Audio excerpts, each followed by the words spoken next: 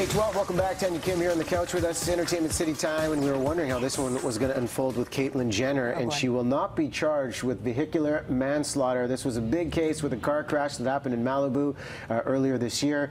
Many questions surrounding it, but the former Olympic champion and reality TV star will not have formal charges because the case lacked evidence beyond a reasonable doubt that Jenner's conduct was unreasonable. And this was an important case, not only for the life lost, but obviously with the message that she's had this year. Absolutely. I mean, it would be a shock had she been, prosecuted and charged, because then, she would have to go to prison or jail. I would think prison for that. And then which prison would they put her in, really? And then there would be all this controversy surrounding that.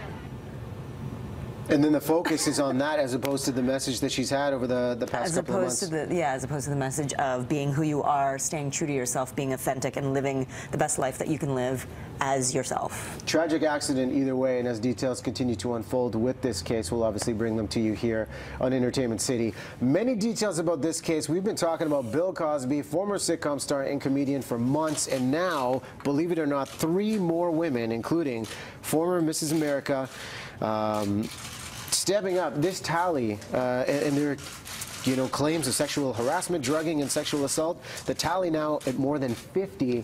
But next week, Tanya, there's going to be this deposition with civil rights attorney Gloria Allred. It'll be the first time that Bill Cosby will have to speak again to this, to all of these allegations. And like you said, 50 is a pretty high number. I don't know how much longer he can actually proclaim his innocence for. 50 just seems like quite an exorbitant number to be, for it to just be not true or have a sense of truth to it. So we'll see what happens on October 9th. Yeah, that's going to be a big day. They've denied the claims. Even Jian Ghomeshi, this is a big story north of the border, in court today with the pretrial also pleading not guilty. And I believe they say going to court before the judge, it's going to go until next June. So some of these cases just play out in the courts, and they take a long time to get a verdict on. Absolutely, yeah. Yeah. All right, some good news right here. I know you're a fan of Taylor Swift and the momentum she's had on stage.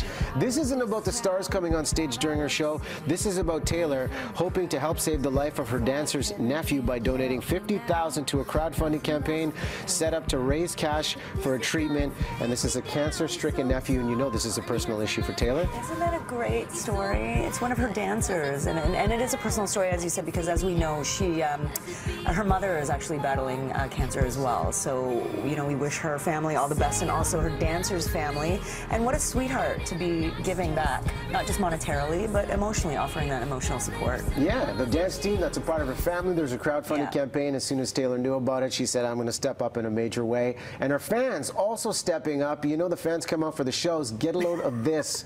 You love your gumballs? I love my gumballs. I want to eat her face. Is that terrible?